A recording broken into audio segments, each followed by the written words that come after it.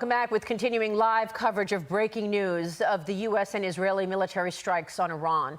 Iranians took to the streets of Tehran and other cities across Iran in celebration, following news that longtime dictator Ali Khamenei was killed. Joining me now is His Royal Highness, the exiled former Crown Prince of Iran, Reza Pahlavi, live from an undisclosed location this morning.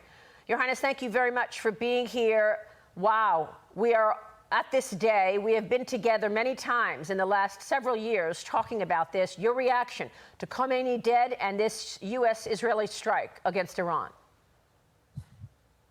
Maria, there's no question that this is the game changer we've been waiting for all this time.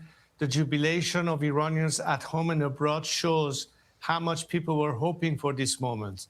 And I join millions of Iranians thanking President Trump for taking this into action and delivering on his promise.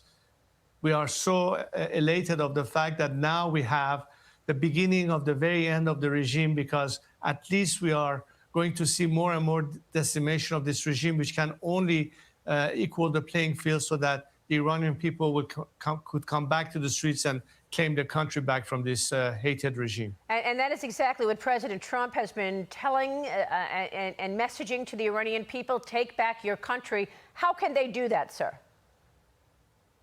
Well, Maria, this is time now for a very strong, stable transition. I am leading this transition. I have the support of millions of Iranian people. I have the people inside the country that are joining and broadening the coalition of forces that will be at play in filling the boxes. The military will side with us, and we have a plan of action and a transition plan.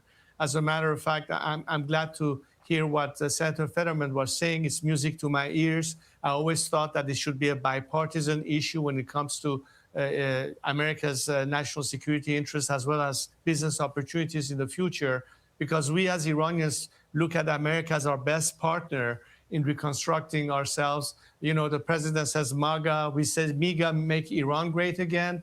And in that sense, I think that a different Iran that now will be at peace with the region, work with our neighbors, will bring an element of stability, will be good for American national security, but most importantly, an opportunity to be successful in terms of economic growth and what have you. Just by a change that we hope to bring to the table, that will be probably over $1 trillion worth of impact and revenue to the American economy just by Iran's market being open to America, and how much we stand to benefit from billions of dollars willing to be invested into Iran. All that was needed was for this regime to no longer be there. And I think that is something that should be important to America and Iran both. So where does this transition leave the IRGC, the Iranian Revolutionary Guard, where leadership there is still vowing revenge? How does this transitional government look when you have Persians, Shia, Sunni, secular government? What do you envision? Well, Maria, obviously, I think this campaign is this time something not just to set back the Iranian nuclear program or anything like that. This is like full decapitation of the regime, and ultimately what will expedite its total collapse. The Iranian people has suffered too much to settle for anything less than that. But as soon as the transition plan is put into gear, we want to make sure that we address the issue immediately, to make sure that we have the ability to have a stable process, to obviously lead to ultimately a democratic outcome so the Iranian people get to choose their future government and system. What we need to do now is to make sure that we bring all the elements that can help that process into place.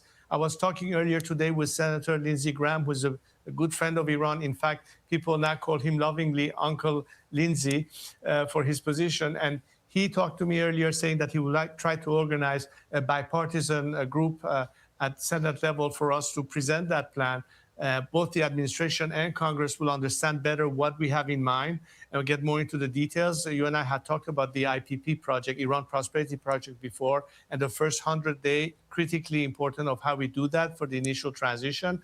I've been working with a number of Iranians from across the spectrum that are united in on this purpose. We have the most diverse coalition of people dedicated to that process, representing different parts of the country, including religious minorities, ethnic groups that are all aligned in this national project that we have. So I feel extremely confident that we get this into place and make sure that we can fill the vacuum, and that unlike other scenarios that did not pan out so well, example, post-Saddam Hussein de-Baathification, the Iranian scenario is very different than that. It's different than Venezuela. We do have an absolutely ironclad plan in mind. Of course, what's critical is the more this regime is totally weakened and it collapses, whatever remains behind is not part of the solution, and they are incorporated into our transition, in the civilian bureaucracy as well as the military and security forces. Okay, we will be watching all of that. And how long would you expect your transitional leadership to be? Well, Maria, I think that to be realistic, from the time that we start until the day we can have the final referendum, I anticipate a period that should not be longer than a couple of years at the most.